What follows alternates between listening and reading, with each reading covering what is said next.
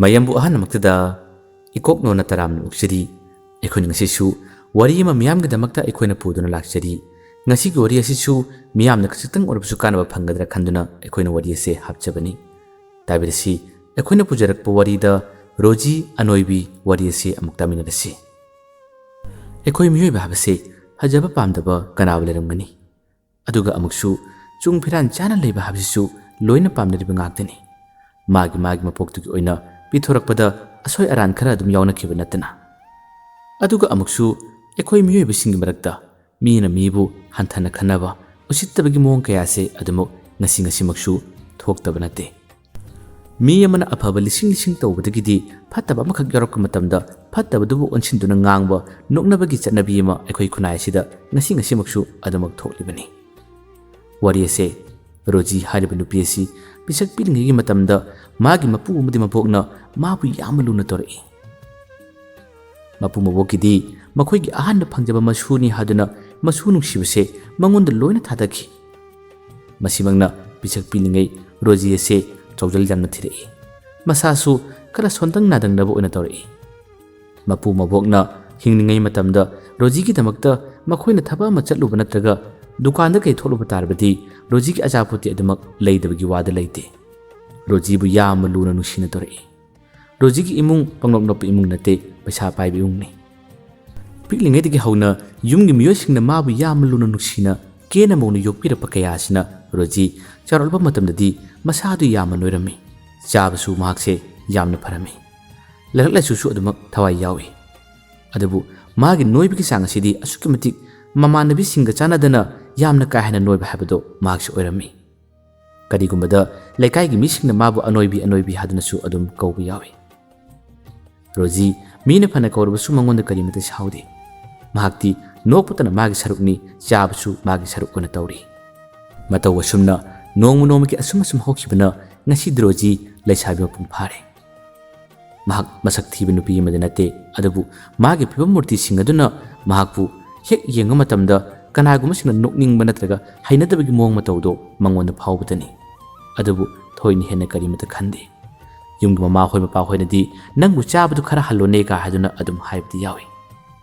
mana laisabi pharba matamadi mapu maboksu laikhitrabani roji mama nabi singti nei pulli mama nabi singa kariguma makhak chaba thakko matamdasu rojina yam matamda paisa se ma puthoi makhoi gi bungidi paisa su paiba wata badu oibani roji gi tinaba mama nabi sing yam sunungai mama nabi sing ataina nupa koibadu uraga maksu laisabi pharakpani na kariguma kanda magi thamoida nupa khangna ningba koiningmadi adum phawi adabu magi mong mataw aduna oigadoribra nupa amatana mabu nuksi pami haduna phongdorkhibdi leite mama nabi sing aduna nupa unaba thok matamda maksu adamak chatminabi yawi magi sai sing aduna roji uba matamda karigumada makhoi khangna jabi nupi da roji gi phibam adubu uraga nokpusu yawi lona wari sabs yawi roji khara lamalai aduga asomna makhoi phamin aduna noklibase roji di thoine hena su khande aduga magi matang ngangna dibin habasu magdi khangde asumna nomunogi matamsu adum haujilakli yumda naitom leiba matamdasu roji wakhan yama nungaitaba karigumada wakhal khanmase adum tawe matomda haijai aigi leiriba phibam masina su aramgani aingonda nupa amata nungsi haidribase adubu aigisu nongma lakinida aingonda ngaujaba aigidamuk lepiba nupa soidan lakpa yaida mase mana matomta leiba matamda toina sonjaba magi wahaini matam khara hokraba tungdadi nongma mama nabi amaga roji ga punna phaminaba matamda mama nabi aduna yamna wakhan nungaitana matha sabagi mongda wahari man haribase sini roji da man harami bema nupa ma ingonda adum khairaga leire aina rong number ni kaira kana hairabani adabu aingonda phone se hanjin toin tong leire tumpham chafam ga gari mata khangre message pu tharakpane call bu torakpane ai ta phum khangrabani aikhoi saiduna phaw saurabani marak mana call tusilapadu waiting lebado kanano kadino hangnabani as ai ta phum khangre ado signu pase nang wari sanagira nang khara ngangira haduna roji da hairubani roji wadu ta matamda ha nupa pakhangla mama nabidana pakhang di male whatsapp ta magi dibi thokpado mi budi adum phaje ado nang kharam ta haigira Roji haraubana kham thengi ai tauge number piro o haduna numisida mamanabi sidagi mana number du lokhibani aduga Roji ki nupa aduga message thanaba ma ko ina wari sanaba khara horakhibani Roji magi dipi do WhatsApp thamde makhoi ani adum wari sanai pau phone Roji khonjel di phone do wari sanaba matamda wari sariba nupa aduna adum ma bhandana ngorokpagi mong matawki mamanabi da message tharamba call turmudu tawkide Roji duna adum call turi message thari mataw asumna matam kuina wari sanaraba pau phonaraba tunadi makhoi ani si unabagi matam thanaba haibada oragle matam masidani Roji na matha yamna sariba mamanabi da man hai nupa du ga igori sanare ado madi ngonda pungaw ngawreba engonda unasi haire as ai unabdi tale unaraga aigi phiba masi uraga mana amu mamanabi na hai hey kasum khanganu hoy nasak thibu sunataba nasa khara noibu unatho o wari sano magi apam pam da su khangdo o haduna mamanabi na harame asumna matam thanaba nubil asida makhoi ani unaki unabu nubil asida nupa aduna Roji gi phibam mong mato udu uba matamdi yamna hainada ba habado phauki matomta nokning boy kariyoi lona nokpusu yauki Roji gi mangdadi mana torba mong mato udu thokte matomta lona nakani sole as aina habduni ni khonjen matoina phajarabadi kaino matorongni habado soidrabaneba as kamai toni haduna mase yama nungai tabagi mong mato ma adum tormi numisida makhoi ani wari phajana sanaki Roji di nupa adu yamanu sikibana mabu nuksibagi wa yamna hai nupa adu nakanda pai thoklaga Roji na haibu wasing do taning da boy adum khardi pharami nupa adu gi ming mangi kawi asumna sak unakraba matung da su makhoi ani phone da message sanaba wari sanabadi adum tawi adubu nupa adu na di thaning drabani pau phoning drabani adubu khangdok tokput nungai tabani na adum thane masidagi nupa aduna magi mafumdagi lapthoknaba maga loiledanaba adum thorang tori Roji ne call toksilapa message tharaka matamda nupa ado thabak chinba chaduna call paikhalakdaba aduga message phabu khumdaba yawi toina hanjina jin phone toksilapdagi nupa ado phone paikhalai aduga hai as aido matha khara sare ai handaki thabak khara chakadaba thabak khara tawgadaba leiba aido nongning lerega pau pharage haduna mangin harami Roji na khangingbadagi kari matha sabano nangi matha sabado engona khara share taro aina khangmu yagada boladi aichu khangjage hadun hai masidagi kadomdagi phorpa wakhalno khangde mage thokpa sajilaga manginu wa harami kaino ne lari khara lawgadaba aido achomda exam ma thabagi aduda paisa du khara konadabagi aise thabak shuba khara chatchiran tawbani ngarangju thabak shurubani madugi wa du tabada Roji yamanu ngaramde Roji na harami paisa bu kayano mangin hai yamadana tida lupa 5,000 muktani Roji na mahari ado nangi thabak chatpiyo horen numidang waram mukha thengna si hadun hai adabu mangina di yade ai thabak lei hadun hai Roji na ngakta lakpidaba yade hadun hai badagi numidang waram gi matamda mangi lai laka matam asida Roji na lupa 5,000 mangon pibirame se nangi awarbado asida sino larik kana pagadabane tamgadabane honagadabane ado thabak subudu yaragadi sugunu ko nangi na haina singdona kana hono asumna Roji na mangonda thamoi sengna pirakba sado paide pasille maksu panghaida hajilubu wani maglar legadaba atei thabak tagudab sunate masidagi wari ngatang sanaraba tungda mangi yum dhalai masi nupisidi paisadi paib janene he masa noizarasu aiki khorsagidi nungaidi ne haduna mangi amuchu khale matungda wari adum sane karigumda darka leba achinba singase mana paisabdi yamde adum mana Roji da harami Roji di mabu nuksiba kaubani na mangonda karimta lokthokpa leite chingnaba leite adum pirami karigumda mana call toningdraba wari saningdaba tarabadi ai thabak lei adu tawya si tawya bse panghaida hajili aduga amuksu phone paisa yaudi ka adun hajinmusi yawi masidasu Roji na mabu nuksiba wari saningba kaubani na adama phone paisa ado Roji na kapiki asumna Roji na magi damaktadi mateng yamna pangi adabu mangidi mabu loina bakhangnabsi pamde magi phimurti asina pamdabani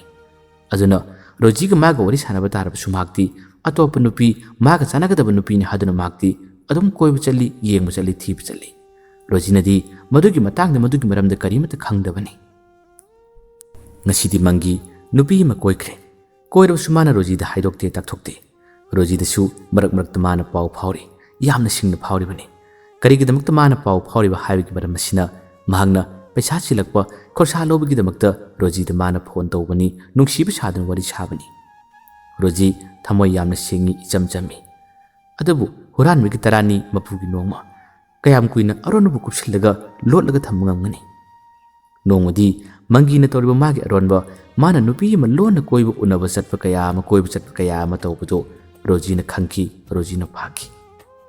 Roji thawai yamna ngaikide yamna chaki makhoi ani wari sanaba matamda Roji na yamna pendana wa yamna harame aina nangbu adu yamna thajaraga nang ningonda minamba aina dinang thabak silamngani direct parangmani khanduna aina ngonda karimati yetabani nangi phanaba wakaldama aina khanmani aduga nangna somda koiba nupi unaduna kojat chatlaga leiba nupi koiraga leiba haduna mana pendabadagi kaptuna phabu wa hai adabu nupi matana kapchabani mangi dadi Rojibu nuksiba karimata phawba nate ngaktangidi mana themsine adabu Rojina kapato khrabatung maba thionba matungda mangidi mana nuksiba nupi adomda oina adum ngaruga leki asumna nongmudagi adum makhoi ani se marai anaba kaya amatorokle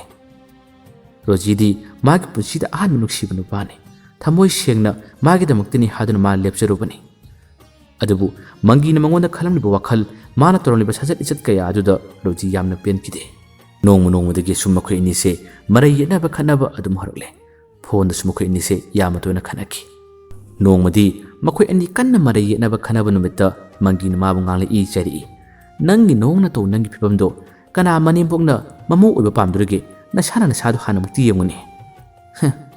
aduga nachin ikan kallaga engonda ka sungang ma saini nangi oiba pibamdo nangsi yamna tanba nupi ni haba khangi nangna tanba shabada mu phabadagini nangi oiba pibamdo akhoi mana sunangbu ubada kaidongada pamoi aduga aidi nang nuksibagi chuna sun loinabani nangni engon sumaran yam siredana yare ibani pau phanorgumse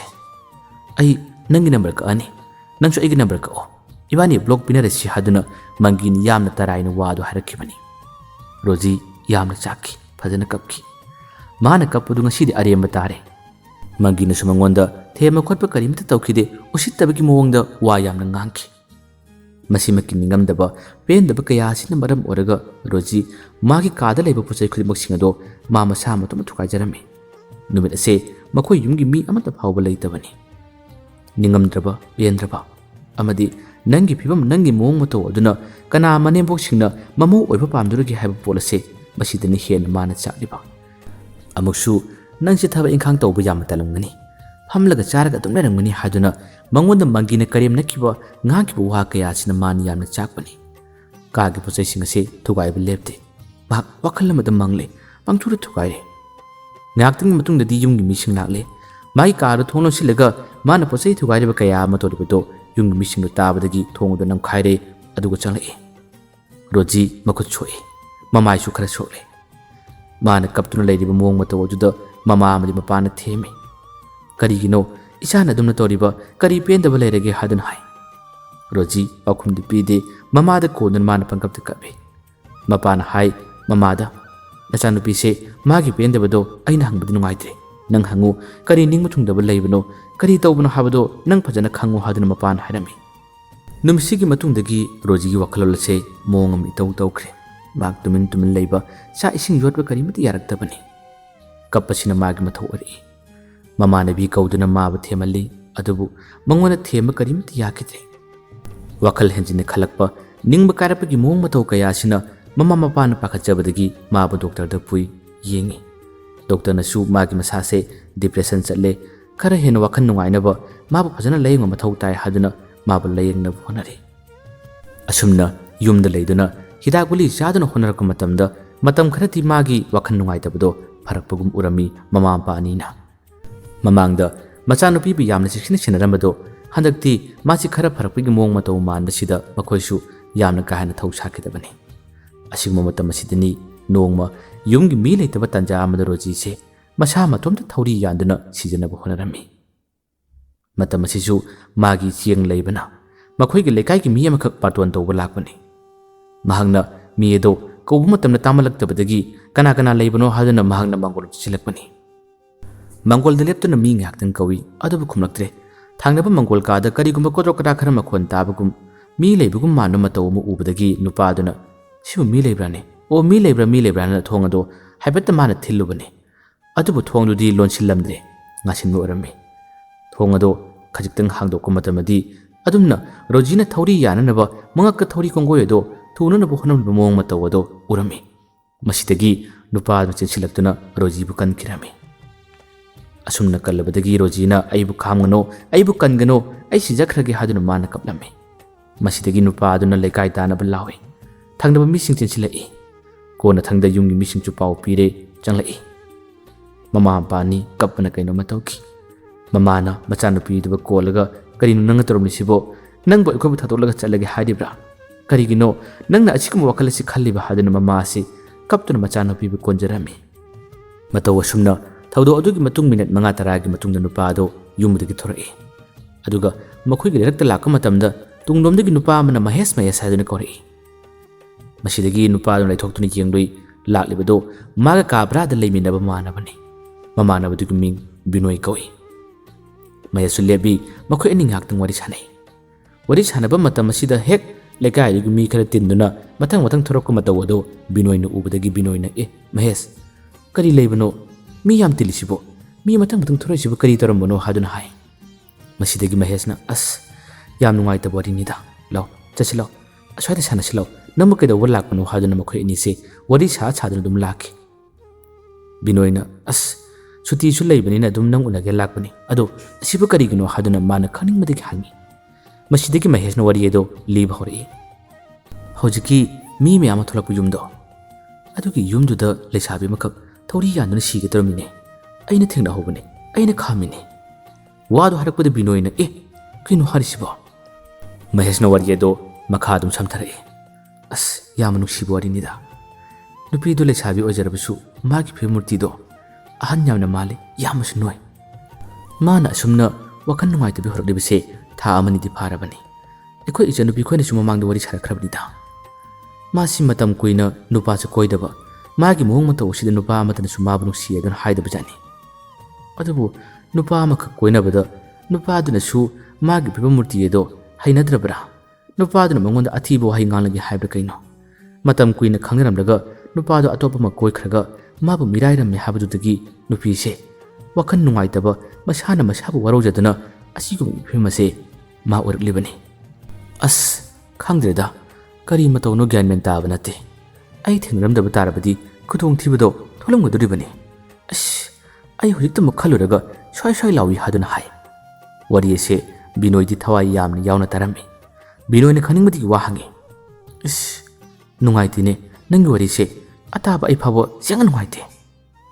ado nupi du bele sabi harisibu jayi kyamuk surage Mahesh na hare as jayi di yam kana libana teba nangna mayam hangani mabukti yam phabane masado yam noi habagi wane makhoi gi mungsu pangnop no panate paisa pai bi mungne as kana de lause chalasi lause haduna makhoi ni se adum lai Binoy di saribu wari sida mangonda kari makhara khangningba amadi nupi du gidamakta mateng pangningmagi wakhal amasu magi masada damak phawkhidaba nate phawsu phawri thawdo adugi matung tha amarom pharak matamdani Binoy amadi Mahesh makhoi ani kabarada puna leiminaba matamda Binoy na mangonda wari sarami itaw noi gi lekai gi thawdo amu thokhiba nupido adugi nupido madu ayona khangnaragedana wadu harak matamda Mahesh na aduna makodomdagi wakhal nangu nupidu urabro yare bango khairanu nupidu urakanda imao haduna siengadaba wathi tawnu ko nupido khara pharaido amo hatke haribra Binoy na hari asengmani taw phagi nate nangi wari du tarba matungda ai mabunu sibido kangphaw phore ai magi masak udri nupi noy bu kedoge thamosena galoire babuk pharaga loire Mahesh na harami o ado noy budu chumnagi noy bu khunoi do natte haiba satina noy bane haiba nang ura khangani as adugi wado to yare Binoy harami taw ai gi mateng pangbiyo ai asengba magi wari du taruraga ai maga lo naningba ꯃꯥ ꯈꯪꯅꯤꯡꯕ ꯐꯥꯎꯏ ꯁꯦ please ꯑꯃꯨꯛꯇ ꯃꯇꯦꯡ ꯄꯥꯡꯕꯤꯌꯨ ꯍꯥꯏꯗꯨꯅ ꯃꯥꯅ ꯃꯃꯥꯟꯅꯕ ꯃꯍꯦꯁ ꯉꯥꯡꯂꯝꯃꯤ ꯃꯍꯦꯁꯁꯨ ꯕꯤꯅꯣꯏꯅ ꯑꯗꯨꯝꯅ ꯌꯥꯝꯅ ꯃꯔꯨ ꯑꯣꯏꯁꯤꯟꯅ ꯋꯥꯗꯨ ꯍꯥꯏꯔꯛꯄꯗꯒꯤꯗꯤ ꯐꯔꯦ ꯑꯗꯨꯒ ꯅꯪ ꯍꯌꯦꯡ ꯈꯪꯅꯔꯕ ꯃꯇꯨꯡꯗ ꯑꯩꯕꯨ ꯆꯣꯞꯍꯟꯕ ꯑꯃꯗꯤ ꯅꯈꯣꯏ ꯅꯨꯄꯥꯒꯤ ꯍꯧꯅꯕ ꯅꯨꯄꯤꯗꯣ ꯄꯥꯝꯃꯦꯒ ꯄꯥꯝꯗꯦꯒ ꯋꯥꯊꯤ ꯇꯧꯕꯗꯤ ꯌꯥꯔꯣꯏꯀꯣ ꯕꯤꯅꯣꯏꯅ ꯍꯥꯏꯔꯝꯃꯤ ꯑꯩ ꯀꯩꯝꯇ ꯇꯧꯔꯣꯏ ꯑꯩ ꯇꯁꯦꯡꯅ ꯑꯩ ꯃꯥꯕꯨ ꯂꯧꯔꯒꯦ ꯍꯥꯏꯕꯒꯤ ꯋꯥꯈꯜꯗꯅꯤ ꯑꯩꯅ ꯃꯥ ꯈꯪꯅꯒꯗꯧꯔꯤꯕꯁꯦ ꯕꯤꯅꯣꯏꯒꯤ ꯋꯥꯗꯨ ꯇꯥꯕꯗ ꯃꯍꯦꯁꯇꯤ ꯅꯣꯛꯏ ꯑꯁꯨꯝꯅ ꯃꯇꯝ ꯈꯔꯒꯤ ꯃꯇꯨꯡꯗ ꯃꯍꯦꯁꯅ ꯃꯥꯒꯤ ꯃꯆꯟꯅꯨꯄꯤꯗ ꯍꯥꯏꯗꯨꯅ ꯔꯣꯖꯤꯗ ꯄꯥꯎ ꯑꯁꯦ ꯍꯥꯏꯍꯜꯂꯝꯃꯤ ꯔꯣꯖꯤ ꯊꯣꯛꯈꯤꯕ ꯊꯧꯗꯣꯛ ꯑꯗꯨꯅ ꯃꯔꯝ ꯑꯣꯏꯔꯒ ꯅꯨꯄꯥꯒꯤ ꯋꯥꯁꯦ ꯃꯉꯣꯟꯗꯗꯤ ꯀꯔꯤꯃꯠꯇ ꯄꯥꯝꯗ꯭ꯔꯕꯅꯤ ꯑꯗꯨꯕꯨ ꯃꯍꯦꯁꯀꯤ ꯃꯆꯟꯅꯨꯄꯤꯅ ꯐꯖꯅ ꯋꯥꯔꯤ ꯁꯥꯔꯛꯄꯗꯨꯗ ꯔꯣꯖꯤꯅ ꯂꯛꯅꯕꯣꯏ ꯀꯔꯤꯌꯣ ꯍꯥꯏꯔꯛꯏ ꯀꯅꯥ ꯅꯨꯄꯥꯅꯣꯅꯦ ꯑꯩꯉꯣꯟꯗ ꯅꯨꯡꯁꯤ ꯄꯥꯝꯃꯤ ꯍꯥꯏꯔꯤꯗꯨꯕꯣ ꯍꯟꯗꯛ ꯑꯃꯨꯛ ꯂꯣꯏꯅꯔꯒꯅ ꯑꯩꯉꯣꯟꯗ ꯀꯔꯤ ꯈꯨꯗꯣꯡꯊꯤꯕ ꯀꯔꯤ ꯑꯋꯥꯕ ꯑꯩ ꯌꯥꯔꯦꯗ ꯑꯩ ꯅꯨꯄꯥ ꯈꯪꯅꯔꯔꯣꯏ ꯑꯩ ꯑꯁꯨꯝꯅ ꯁꯨꯝ ꯂꯩꯔꯒꯦ ꯍꯥꯏꯗꯨꯅ ꯍꯥꯏ ꯃꯁꯤꯗ ꯃꯍꯦꯁꯀꯤ ꯃꯆꯟꯅꯨꯄꯤꯅ ꯐꯖꯅ ꯋꯥꯔꯤ ꯁꯥꯏ ꯕꯤꯅꯣꯏꯗꯤ ꯌꯥꯝꯅ ꯐꯕꯅꯤ ꯑꯩꯈꯣꯏ ꯇꯥꯃꯣꯒ ꯇꯤꯟꯅꯕꯗꯁꯨ ꯑꯩꯅ ꯃꯥꯕꯨ ꯃꯁꯛ ꯃꯨꯟꯅ ꯈꯪꯉꯤ ꯃꯥꯒꯤꯁꯦ ꯏꯆꯦꯕꯨ ꯇꯁꯦꯡꯅ ꯅꯨꯡꯁꯤꯕꯗꯒꯤ ꯍꯥꯏꯔꯛꯄ ꯃꯥꯜꯂꯦ ꯏꯆꯦꯕꯨ ꯂꯛꯅꯒꯦ ꯏꯆꯦꯕꯨ ꯋꯥꯍꯟꯒꯦ ꯍꯥꯏꯗꯨꯅ ꯍꯥꯏꯔꯛꯄꯗꯤ ꯃꯥꯟꯗꯦ ꯑꯩꯈꯣꯏ ꯇꯥꯃꯣꯅꯁꯨ ꯕꯤꯅꯣꯏꯗ ꯐꯖꯅ ꯋꯥ ꯀꯌా ꯑꯃ ꯍꯪꯂ ꯃꯥꯜꯂꯦ ꯑꯗꯨꯗ ꯕꯤꯅꯣꯏꯅ ꯃꯥꯅ ꯍꯥꯏꯔꯤꯕ ꯋꯥꯁꯦ ꯑꯁꯦꯡꯕ ꯋꯥꯅꯤ ꯊꯃꯣꯏꯗꯒꯤ ꯐꯥꯔꯛꯄ ꯋꯥꯅꯤ ꯍꯥꯏꯗꯨꯅ ꯌꯥꯝ ꯇꯣꯏꯅ ꯇꯝꯃꯤ ꯏꯆꯦ ꯋꯥꯈꯜ ꯑꯃꯨꯛꯇ ꯈꯜꯂꯣ ꯑꯗꯨꯒ ꯏꯆꯦꯅ ꯌꯥꯅꯤꯡꯕ ꯇꯥꯔꯕꯗꯤ ꯑꯩꯉꯣꯟꯗ ꯄꯥꯎ ꯄꯤꯕꯤꯔꯛꯑꯣ ꯍꯥꯏꯗꯨꯅ ꯃꯍꯦꯁꯀꯤ ꯃꯆꯟꯅꯨꯄꯤ ꯑꯗꯨꯅ ꯍꯥꯏꯔꯝꯃꯤ ꯑꯁꯨꯝꯅ ꯃꯇꯝ ꯈꯔ ꯔꯣꯖꯤ ꯋꯥꯈꯜ ꯃꯨꯟꯅ ꯈꯜꯂꯤ ꯃꯁꯤꯗꯒꯤ ꯃꯍꯦꯁꯀꯤ ꯃꯆꯟꯅꯨꯄꯤꯗ ꯃꯥꯒꯤ ꯃꯣꯕꯥꯏꯜ ꯅꯝꯕꯔ ꯑꯁꯤ ꯄꯤꯈꯣ ꯍꯥꯏꯗꯨꯅ ꯍꯥꯏꯔꯛꯏ ꯑꯍꯥꯟꯕ ꯃꯇꯝꯗꯗꯤ ꯑꯩ ꯀꯣꯏꯅꯔꯣꯏ ꯆꯨꯝꯅ ꯋꯥꯔꯤ ꯁꯥꯟꯅꯒꯦ ꯍꯥꯏꯗꯨꯅ ꯃꯥꯅ ꯍꯥꯏꯔꯝꯃꯤ ꯃꯁꯤꯗꯒꯤ ꯔꯣꯖꯤ ꯑꯃꯗꯤ ꯕꯤꯅꯣꯏ ꯃꯈꯣꯏ ꯑꯅꯤ ꯋꯥꯔꯤ ꯁꯥꯟꯅꯕ ꯃꯦꯁꯦꯖ ꯊꯥꯅꯕ ꯈꯔ ꯍꯧꯔꯛꯏ ꯑꯍꯥꯟꯕ ꯃꯇꯝꯗꯕꯨꯗꯤ ꯌꯥꯝꯅ ꯆꯝꯅ ꯑꯗꯨꯝ ꯊꯥꯅꯔꯝꯃꯅꯤ ꯄꯥꯎ ꯐꯥꯎꯅꯔꯝꯃꯅꯤ ꯑꯗꯨꯕꯨ ꯕꯤꯅꯣꯏꯅ ꯃꯥꯒꯤꯗꯃꯛꯇ ꯌꯥꯝꯅ ꯈꯟꯕ ꯃꯥꯟꯕ ꯃꯦꯁꯦꯖ ꯊꯥꯔꯛꯄꯕꯨ ꯑꯣꯏꯔో ꯀꯣꯜ ꯇꯧꯔꯛꯄꯕꯨ ꯑꯣꯏꯔో ꯋꯥꯔꯤ ꯁꯥꯕ ꯀꯌꯥ ꯑꯁꯤꯗ ꯔꯣꯖꯤꯒꯤ ꯊꯃꯣꯏꯗ ꯑꯅꯧꯕ ꯏꯅꯣꯠ ꯑꯃ ꯑꯗꯨꯃꯛ ꯐꯥꯎꯔꯛꯈꯤ ꯃꯥꯒꯤ ꯃꯁꯥꯗ ꯑꯋꯥꯕ ꯀꯌꯥ ꯑꯃ ꯐꯥꯎꯔꯨꯕꯅꯤ ꯑꯗꯨꯕꯨ ꯕꯤꯅꯣꯏꯅ ꯃꯥꯒꯤꯗꯃꯛꯇ ꯈꯟꯕꯤꯔꯤꯕ ꯃꯑꯣꯡ ꯃꯇꯧ ꯀꯌꯥ ꯑꯁꯤꯗ ꯃꯍꯥꯛ ꯕꯤꯅꯣꯏꯕꯨ ꯅꯨꯡꯁꯤꯕ ꯐꯥꯎꯔꯛꯏ ꯃꯁꯤꯗꯒꯤ ꯃꯈꯣꯏ ꯑꯅꯤ ꯅꯨꯡꯁꯤꯅꯕ ꯈꯪꯅꯕ ꯆꯥꯅꯕ ꯍꯥꯏꯕꯗꯨ ꯑꯣꯏꯈ꯭ꯔꯦ ꯃꯈꯣꯏ ꯑꯅꯤ ꯎꯅꯩ ꯊꯦꯡꯅꯩ ꯋꯥꯔꯤ ꯁꯥꯟꯅꯩ ꯕꯤꯅꯣꯏꯅꯁꯨ ꯃꯉꯣꯟꯗ ꯐꯖꯕ ꯄꯥꯎꯇꯥꯛ ꯀꯌꯥ ꯑꯃ ꯄꯤꯔꯝꯃꯤ ꯑꯗꯨꯒ ꯔꯣꯖꯤꯅꯁꯨ ꯃꯥꯒꯤ ꯑꯉꯝꯕ ꯃꯇꯦꯡ ꯀꯌꯥ ꯑꯃ ꯄꯥꯡꯉꯤ ꯃꯈꯣꯏ ꯑꯅꯤꯅ ꯈꯪꯅꯕ ꯊꯥ 3-4 ꯐꯥꯔꯛꯄ ꯃꯇꯝꯗ ꯕꯤꯅꯣꯏꯅ ꯃꯉꯣꯟꯗ ꯅꯪꯒꯤ ꯅꯁꯥ ꯅꯣꯏꯔꯤꯕꯗꯣ ꯃꯗꯨ ꯈꯔ ꯐꯅꯕ ꯁꯥꯖꯦꯜ ꯑꯃꯨꯛꯇꯪ ꯆꯠꯂꯒ ꯌꯦꯡꯁꯤ खर सानरगा कार्डियोगुम खर तौरगा नसादो मयंग ताबसु याइदा चाबा थकपसु खर डाइटिंग तौरगा फाबसु याइदा अमुक्ति येंगसि हादुना मखोय अने ताथुक तसिन तौनदुना मागी मसादो सेमदोकनबा होनरई रोजीसु बिनोयना हाइबा वा खुदिमसिंग असे लोइनि यारम्मि अदुगा रोजीगी अपाम पामदसु बिनोयदा हारम्मि बिनोयबु यामना कन्ना होनाहनिंगबा माबु मतिक चाबा मी अमा ओहनिमगे अपामसु रोजीदा लेरम्मि असुमना अमगा अमगा कोऑपरेशन पिनादुना मखोय अनिसे याम नुसिना नुंगाइना पुनमा हाबदो ओइरई रोजी याहोंगना हवतख्रे अदुगा साजेल चटपा होरई चाबा थकपा डाइटिंग फजना तौरे साजेल फजना तौरे असुमना बिनोयना हाइबा वा कयामा माने इंदुना साजेल चटपा बिनोयसु रोजीना हाइबा वा कयामा इंदुना मखोय अनिसे याम नुसिना नुंगाइना पुलकपसिना असुमना चही अमगी मतुंगदा रोजीगी फिल्म असे यामना फजबा फिल्म मूर्ति अमा ओइरकले चुमनगी लेसाबी अमगी फिल्म मूर्तिदगी माना सानबा साजेल कयाम चटपसिना मरम ओरगा माना बाबा हेना मोंग तरापगी मोंग मतौ अमदा लाक्ले माना होनजरिबा माना तौरिबा खुदिमसिंगसिदा मागी ममा पासु यामना पेंजरम्मि हरावरम्मि अदुगा अमुसु खुदिमसिंग असे बिनोयगा मखोयनि लोइनबदगी तौरिबा ओइरकलिबनि हाबसे मखोयगी ममा पानासु लोइना खंगी ममा पानासु बिनोयबु याम थाजखी अदुगा मखोयगी मचानुपि असे बिनोयदा पीरगे हाबगी वखल फावबा मखोयना खनखी बिनोय अमदी रोजी फजना नुसिना लोइनखी रोजीगी अहोंगदु लाका मतमदा बिनोयसु यामना हरावखी निंगबा कायदुना मसाना मसाबु मांगहनजरगे ताइबंग पालसिदा अइ हिंगनरोय हादुना सिगी होनरंबा रोजीगी पुंसी से बिनोयना अमुखन्ना येनिंग हुलनबिबनी अदुगा बिनोयना माबु संदोकपिरपनी रोजी फजना फजखरे अदुगा बिनोयगी पुंसीबिसु अइना अंगम थाक्ता सेमगनी अइना अंगम थाक्ता होनबिगिन हादुना रोजीनसु यामना कन होनरई सही अनि फारक मतमदी रोजी असे यामना साथीना चुंग फिरान चारबि नुपी अमा हाबदो ओइख्रे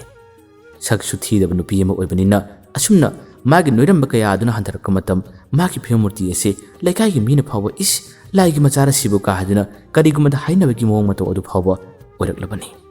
बिनोयसु रोजीगी मखोय अनि चटमिनबा मतमदा यामना हरावजै ꯃꯃꯥꯟꯅꯕꯁꯤꯡꯒꯤ ꯃꯥꯡꯗ ꯅꯠꯇ꯭ꯔꯁꯨ ꯑꯇꯣꯞꯄꯁꯤꯡꯒꯤ ꯃꯥꯡꯗ ꯂꯦꯟꯅꯖꯒꯦ ꯍꯥꯏꯕꯒꯤ ꯋꯥꯈꯜ ꯐꯥꯎꯕ ꯕꯤꯅꯣꯏꯗ ꯈꯟꯖꯩ꯫ ꯈꯨꯗꯤꯡꯃꯛꯁꯤꯡ ꯑꯁꯤ ꯃꯈꯣꯏ ꯑꯅꯤꯅ ꯀꯣꯑꯣꯄꯔꯦꯁꯟ ꯄꯤꯅꯈꯤꯕ, ꯑꯃꯅ ꯑꯃꯒꯤ ꯃꯇꯦꯡ ꯄꯥꯡꯅꯈꯤꯕ, ꯍꯣꯠꯅꯃꯤꯟꯅꯈꯤꯕ ꯀꯌꯥ ꯑꯁꯤꯅ ꯑꯣꯏꯔꯛꯂꯤꯕ ꯉꯥꯛꯇꯅꯤ꯫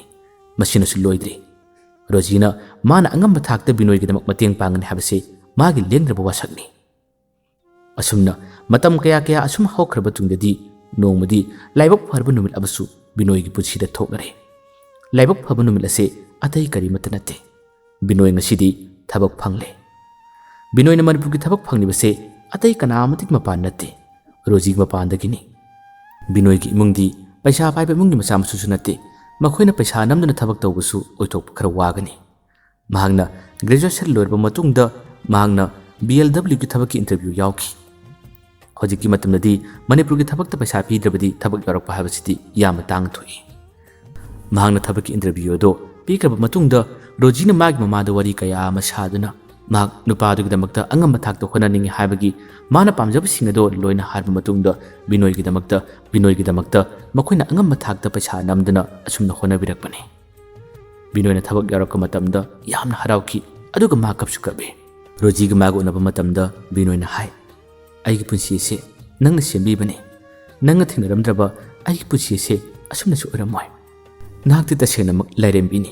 ꯑꯩꯒꯤ ꯄꯨꯟꯁꯤ ꯑꯁꯤꯕꯨꯁꯨ ꯅꯪꯅ ꯁꯦꯝꯕꯤꯕꯅꯤ꯫ ꯃꯄꯣꯛꯁꯤꯗ ꯅꯪꯒ ꯑꯩꯒ ꯊꯦꯡꯅꯍꯟꯕꯤꯕꯁꯦ ꯑꯩꯅ ꯇꯥꯏꯕꯪ ꯃꯄꯨ ꯃꯥꯕꯨꯁꯨ ꯍꯥꯏꯅꯤꯡꯉꯥꯏ ꯂꯩꯇꯅ ꯊꯥꯒꯠꯆꯔꯤ" ꯍꯥꯏꯗꯨꯅ ꯍꯔꯥꯎꯖꯕ ꯄꯦꯟꯖꯕ ꯀꯌꯥ ꯑꯗꯨꯅ ꯃꯥꯅ ꯀꯞꯂꯤꯕꯅꯤ꯫ ꯃꯥꯒꯤ ꯄꯥꯎꯈꯨꯝ ꯑꯗꯨ ꯄꯤꯕ ꯑꯣꯏꯅ ꯔꯣꯖꯤꯅ ꯍꯥꯏ, "ꯅꯍꯥꯛꯀ ꯑꯩꯒ ꯊꯦꯡꯅꯔꯝꯗ꯭ꯔꯕ ꯉꯁꯤ ꯑꯩꯒꯤ ꯄꯨꯟꯁꯤꯁꯤꯁꯨ ꯑꯁꯨꯝꯅ ꯑꯍꯣꯡꯕ ꯀꯌꯥ ꯑꯃ ꯂꯥꯛꯂꯤꯕꯁꯦ ꯂꯥꯛꯑꯝꯃꯣꯏ꯫ ꯅꯪꯒꯤ ꯃꯃꯜ ꯌꯥꯝꯂꯕ ꯋꯥꯍꯩꯁꯤꯡ, ꯅꯪꯅ ꯏꯐꯝꯗ ꯊꯧꯅꯥ ꯀꯌꯥ ꯑꯃ ꯄꯤꯕꯗꯨꯅ ꯑꯩꯁꯨ ꯑꯁꯨꯝꯅ ꯍꯣꯡꯕ ꯉꯝꯂꯤꯕꯅꯤ꯫ ꯅꯍꯥꯛꯁꯨ ꯑꯩꯒꯤꯗꯤ ꯏꯁꯣꯔꯒꯨꯝꯕꯅꯤ꯫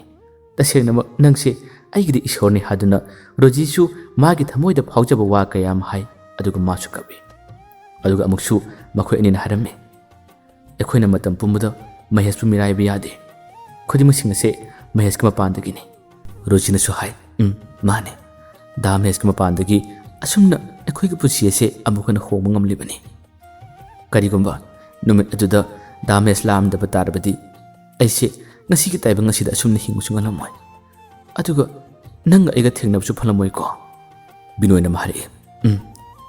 "ꯈꯨꯗꯤꯡꯃꯛꯁꯤꯡ ꯑꯁꯦ ꯃꯄꯨ ꯃꯥꯅ ꯁꯦꯝꯕꯤꯕꯅꯤ꯫ ꯃꯍꯦꯁꯅ ꯊꯧꯗꯣꯛ ꯑꯗꯨ ꯊꯦꯡꯅꯈꯤꯕꯗꯒꯤ ꯅꯪ ꯑꯩꯒꯤ ꯄꯨꯟꯁꯤꯒꯤ ꯋꯥꯔꯤ ꯑꯁꯦ ꯃꯊꯪ ꯑꯗꯨꯝ ꯁꯦꯝꯃꯛꯈꯤꯕꯅꯤ꯫ ꯑꯗꯣ ꯏꯕꯥꯅꯤꯒꯤ ꯂꯨꯍꯣꯡꯕꯁꯤꯅ ꯀꯃꯥꯏꯅ ꯇꯧꯕ?" ꯃꯇꯝ ꯑꯗꯨꯗ ꯔꯣꯖꯤꯅ ꯍꯥꯏꯔꯛꯏ, "ꯑꯗꯨꯗꯤ ꯅꯨꯄꯥ ꯅꯪꯅ ꯂꯦꯞꯀꯗꯕ ꯅꯠꯇ꯭ꯔꯥ? ꯑꯩꯅꯗꯤ ꯀꯔꯝꯕ ꯂꯦꯞꯀꯅꯤ?" ꯕꯤꯅꯣꯏꯅ ꯍꯥꯏꯔꯛꯏ, "ꯍꯧꯖꯤꯛꯇꯤ ꯑꯩꯁꯨ ꯊꯕꯛꯁꯤ ꯐꯪꯂꯕꯅꯤꯅ ꯄꯟꯊꯔꯒꯨꯝꯁꯦ, ꯏꯕꯥꯅꯤ ꯌꯥꯝ ꯊꯨꯅ ꯂꯨꯍꯣꯡꯅꯕ ꯇꯧꯁꯤ." ꯑꯁꯨꯝꯅ ꯅꯨꯡꯉꯥꯏꯕ ꯅꯨꯡꯁꯤꯕ ꯋꯥꯔꯤ ꯀꯌꯥ ꯑꯃ ꯁꯥꯟꯅꯔꯤ꯫ ꯅꯨꯃꯤꯠ ꯍꯨꯝꯅꯤ ꯃꯔꯤꯅꯤꯒꯤ ꯃꯇꯨꯡꯗꯅꯤ ꯅꯣꯡꯃ ꯕꯤꯅꯣꯏ ꯃꯥꯒ ꯍꯥꯟꯅ ꯀꯥ ꯕꯔꯥꯗ ꯂꯩꯃꯤꯟꯅꯔꯝꯕ ꯑꯇꯣꯞꯄ ꯃꯃꯥꯟꯅꯕ ꯑꯃꯁꯨ ꯂꯩ꯫ ꯃꯍꯥꯛꯅ ꯑꯇꯣꯞꯄ ꯈꯨꯜ ꯑꯃꯗꯒꯤꯅꯤ꯫ ꯃꯃꯥꯟꯅꯕꯗꯨꯒꯤ ꯃꯅꯥꯛ ꯇꯝꯅ ꯑꯃꯨꯛ ꯃꯍꯥꯛꯁꯦ ꯂꯥꯛꯑꯝꯃꯤ꯫ ꯃꯥꯒꯤ ꯅꯨꯡꯉꯥꯏꯕ ꯄꯥꯎꯁꯦ ꯇꯝꯅꯤꯡꯕ, ꯃꯇꯝ ꯀꯨꯏꯅ ꯄꯥꯎ ꯐꯥꯎꯅꯈꯤꯗꯕꯅꯤꯅ ꯃꯁꯤꯒꯤ ꯋꯥꯔꯤ ꯑꯁꯤ ꯁꯥꯅꯤꯡꯕꯗꯒꯤ ꯂꯥꯛꯄꯅꯤ꯫ ꯑꯁꯨꯝꯅ ꯃꯃꯥꯟꯅꯕꯗꯨꯅ ꯂꯩꯔꯤꯕ ꯈꯨꯜ ꯑꯁꯤꯅ ꯃꯌꯥꯏ ꯈꯨꯜ ꯀꯧꯏ꯫ ꯃꯌꯥꯏ ꯈꯨꯜ ꯑꯁꯤ ꯌꯥꯝꯅ ꯐꯖꯕ ꯈꯨꯜꯅꯤ꯫ ꯕꯤꯅꯣꯏꯅ ꯃꯃꯥꯟꯅꯕꯗꯨꯒꯤ ꯌꯨꯝꯗ ꯍꯥꯟꯅ ꯆꯪꯂꯨꯏ, ꯑꯗꯨꯕꯨ ꯃꯃꯥꯟꯅꯕꯗꯣ ꯂꯧꯗ ꯆꯠꯈꯤ ꯍꯥꯏꯗꯨꯅ ꯂꯩꯔꯝꯗꯦ꯫ ꯂꯧ ꯀꯗꯥꯏꯋꯥꯏꯗꯅꯣ ꯍꯥꯏꯗꯨꯅ ꯊꯤꯗꯨꯅ ꯕꯤꯅꯣꯏꯅ ꯃꯈꯣꯏꯒꯤ ꯂꯧꯗꯨꯗ ꯑꯃꯨꯛ ꯂꯥꯛꯄꯅꯤ꯫ ꯃꯃꯥꯟꯅꯕꯗꯣ ꯑꯁꯣꯝꯗ ꯃꯃꯥꯟꯅꯕ ꯈꯔꯒ ꯂꯣꯏꯅꯅ ꯂꯧꯍꯣꯟ ꯄꯨꯔꯒ ꯂꯩꯔꯝꯃꯤ꯫ ꯃꯁꯤꯗꯒꯤ ꯂꯧꯕꯨꯛ ꯃꯥꯏꯀꯩ ꯑꯗꯨ ꯄꯥꯡꯂꯛꯇꯨꯅ ꯃꯍꯥꯛꯅ ꯂꯧꯔꯤ ꯑꯃꯗ ꯂꯦꯞꯇꯨꯅ ꯌꯥꯝꯅ ꯀꯟꯅ ꯃꯃꯥꯟꯅꯕꯗꯨꯕꯨ ꯀꯧꯔꯛꯏ꯫ ꯃꯃꯥꯟꯅꯕꯗꯨꯒꯤ ꯃꯤꯡ ꯄ꯭ꯔꯦꯝꯖꯤꯠ ꯀꯧꯏ꯫ ꯄ꯭ꯔꯦꯝꯖꯤꯠ ꯑꯗꯨꯅ ꯇꯣꯏꯅ ꯀꯧꯕ ꯃꯇꯝꯗ ꯑꯇꯥꯕ ꯃꯤ ꯌꯥꯎꯕꯗꯒꯤ "ꯄ꯭ꯔꯦꯝꯖꯤꯠ ꯅꯪꯕꯨ ꯀꯧꯔꯤ ꯃꯥꯜꯂꯦ" ꯍꯥꯏꯗꯨꯅ ꯄꯥꯎ ꯍꯥꯏꯔꯛꯄꯗꯒꯤ ꯄ꯭ꯔꯦꯝꯖꯤꯠꯇꯣ ꯌꯦꯡꯊꯣꯔꯛꯏ꯫ ꯌꯦꯡꯊꯣꯔꯛꯄ ꯃꯇꯝꯗ ꯃꯃꯥꯟꯅꯕ ꯕꯤꯅꯣꯏ ꯑꯣꯏꯔꯝꯕꯗꯒꯤ "ꯏꯇꯥꯎ ꯕꯤꯅꯣꯏ" ꯍꯥꯏꯗꯨꯅ ꯃꯍꯥꯛꯁꯦ ꯍꯔꯥꯎꯅ ꯀꯥꯈꯠꯂꯛꯏ꯫ ꯃꯈꯣꯏ ꯑꯅꯤ ꯉꯥꯏꯍꯥꯛꯇꯪ ꯍꯔꯥꯎꯅ ꯅꯨꯡꯉꯥꯏꯅ ꯅꯨꯡꯁꯤꯅ ꯋꯥꯔꯤ ꯁꯥꯟꯅꯩ꯫ ꯕꯤꯅꯣꯏꯅ ꯃꯥꯒꯤ ꯅꯨꯡꯉꯥꯏꯕ ꯄꯥꯎ ꯑꯗꯨ ꯍꯦꯛ ꯇꯝꯒꯦ ꯇꯧꯕ ꯃꯇꯝ ꯑꯁꯤꯗ ꯃꯃꯥꯟꯅꯕ ꯄ꯭ꯔꯦꯝꯖꯤꯠꯅ ꯍꯥꯟꯅ ꯋꯥꯔꯤ ꯁꯥꯔꯛꯏ꯫